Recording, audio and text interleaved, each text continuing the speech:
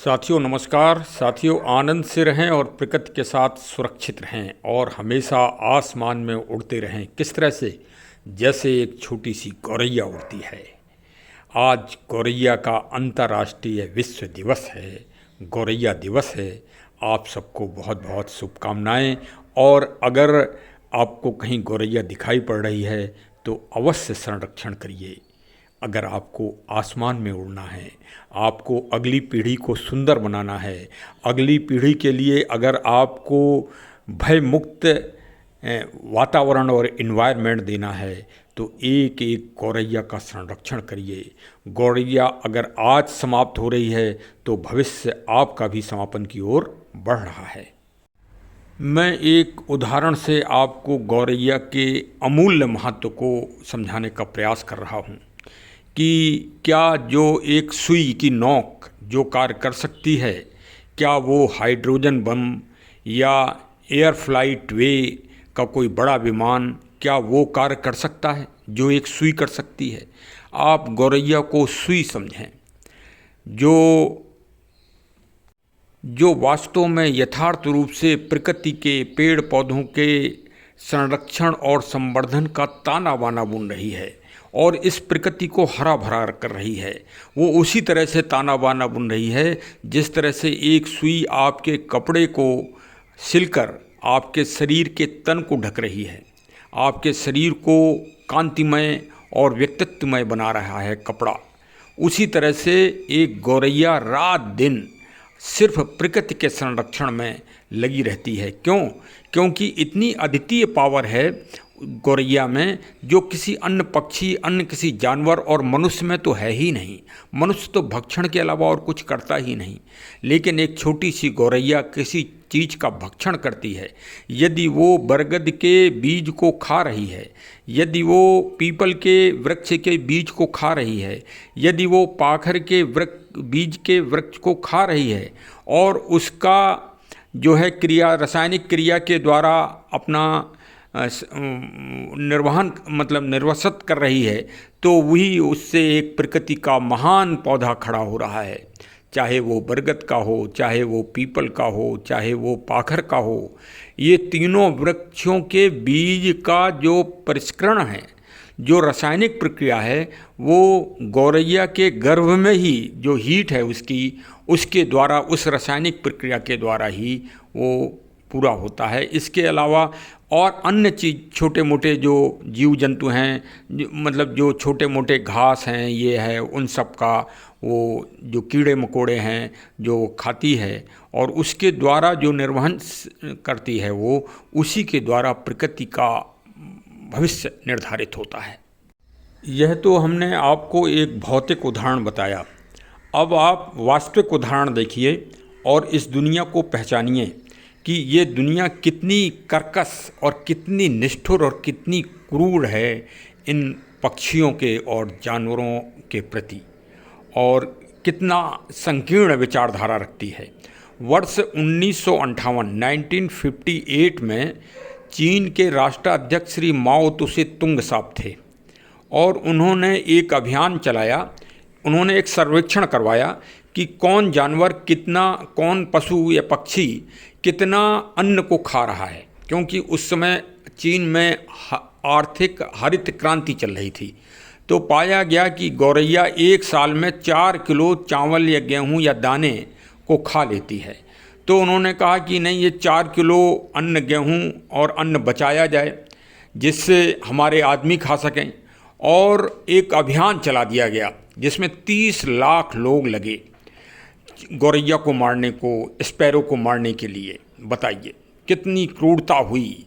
उसी का परिणाम तो आज ये कोरोना कोविड महामारी के रूप में आया, जिसने 1 करोड़ आदमी निगल लिए, या बचे खुचे होंगे तो अब पूरे होने वाले होंगे, क्योंकि वो तो चल ही रहा है दुनिया में। ये उसी के घातक परिणाम अभी तक चल रहे हैं, ये आप समझिए। आप चिड़िया मारिए, चमगादड़ मारिए, छछूंदर मारिए, कैकरा मारिए, कुछ भी मारिए, आप मानो हो।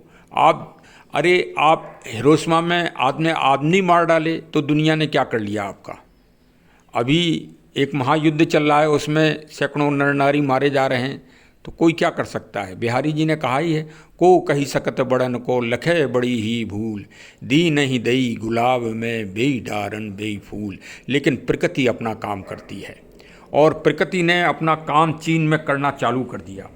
और चीन में 2 ही वर्षों में, वर्ष 1960 1960 में अकाल पड़ गया, भीषण अकाल। जितनी चिड़िया नहीं मारी गई थी उससे कई गुना आदमी और आदमी के वंशज मार दिए गए, जिसे ग्रेट चाइनीज फमीन कहा जाता है। और वो अकाल पड़ा, और जो फसलें हुई भी थी तो टिड्डी दल ने आक्रमण कर दिया। क्यों? क्योंकि गौरैया जो है, जो खेतों में कीड़े मकोड़े होती थी उनको खाती रहती थी, तो प्रकृति का संतुलन बना रहता था। तो वो प्रकृति का असंतुलन हो गया, क्योंकि चूहे भी मारे गए, चूहे भी कीड़े मतलब खा लेते हैं अन्न वगैरह, तो और गौरैया मारी गई। तो गौरैया के मारे जाने से चीन में कीड़े मकोड़े की संख्या बहुत ज़्यादा हो गई। तो टिड्डी दल ने आक्रमण कर दिया, और टिड्डी दल ने वो कीड़े भी खाए जो गौरैया खाया करती थी, और साथ में फसलें भी सपाचट कर दी। तो ये है गौरैया का महत्व। ये आधुनिक काल की बात हम आपको बता रहे हैं। अभी 1960 तो अभी कोई ज़्यादा टाइम थोड़ी बीता है, और अब कोविड तो चल ही रहा है। उसका तो परिणाम भाई कौन के बांध सकता है बिल्ली के गले में घंटी। तो चीन को कौन बुरा कह सकता है।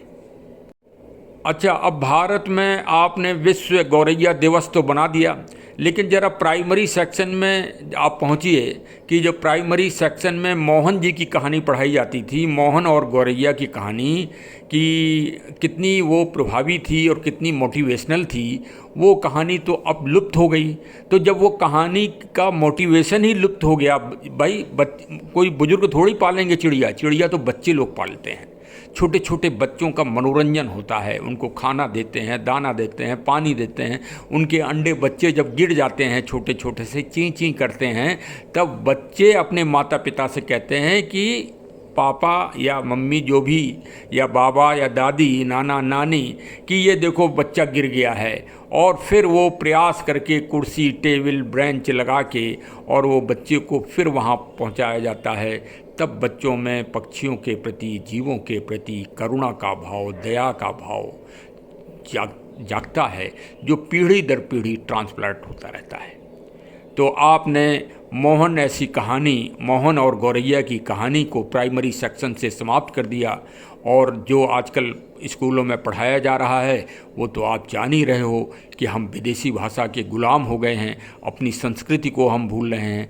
अपनी संस्कृति को नहीं भूल रहे हैं, हम भविष्य में अपने जीवन के लिए जीवन को भूल रहे हैं। देखिए, वो व्यवसायी हैं, आप व्यवसायी, ना आपकी कभी संस्कार रहे, ना आप व्यवसाय कर सकते हो। आप व्यवसाय वही कर सकते हो जो वास्तव में व्यवसाय के लायक है। लेकिन उनकी सोच, जो पाश्चात्य देश और चाइनीज हैं, वो आज से नहीं। आप इतिहास को देखिए, इतिहास एक दर्पण होता है। इतिहास कभी झूठ नहीं बोलता, इतिहास में सत्य बात निकल के ही आ जाती है। तो भैया उनको करने दो वो जैसा कर रहे हैं। वहाँ तो जब बर्फ़ रहती थी, वो तो ज़बरदस्ती रहने के स्थान उन्होंने बना लिए। वो प्रकृति की दृष्टि से कोई रहने के स्थान थोड़ी हैं। अरे जोग्राफिकल स्थिति भी तो देखिए। इसीलिए तो अभी पिछले 2 महीने पहले अमेरिका में भीषण वो आया चक्रवात, और हजारों आदमी मर गए, उड़ गए हैं। तो आप ये भी तो देखो। और चीन में तो गौरैया का जो त्राहिमाम हुआ था उसका परिणाम फिर देखिए। फिर आज चीन इस बात पे उतारू हो गया कि अब गौरैया बढ़ाई जाए। तो भाई चलिए, मोहन और गौरैया की कहानी पहले उसको नई शिक्षा नीति में शामिल किया जाए, और फिर घर घर गौरैया का संरक्षण किया जाए। यद्यपि पक्के मकान, फ्लैट आपने बना लिए हैं, लेकिन गौरैया के घोंसले आते हैं आर्टिफिशियल, उनको आप रखें और उनको संरक्षित करें और उनका जीवन को आगे बढ़ाएं, जिससे प्रकृति और सृष्टि का, पेड़ पौधों का रासायनिक प्रक्रिया के द्वारा उत्सर्जन हो सके, संरक्षण हो सके, संवर्धन हो सके। इसीलिए संयुक्त राष्ट्र संघ ऐसी महान संस्थान है, और इसका श्रेय भी भारती जी को जाता है, भारतीय सोच को जाता है। हमारे 1910 में श्री दिलावर साहब हैं, जो मध्य प्रदेश के रहने वाले हैं, उन्होंने ये संकल्प लिया और गौरैया दिवस को उन्होंने प्रारंभ किया। आज वास्तव में गौरैया जी का संरक्षण हो रहा है, संवर्धन हो रहा है और अब जगह जगह थोड़ा सुधार कर लें साहब, वो 1910 नहीं है, 2010 में गौरैया दिवस की स्थापना हुई है। बहुत बहुत आप सभी को धन्यवाद कि आपने सुना और प्रकृति के प्रति आपने अपना आभार और स्नेह प्रदर्शित किया।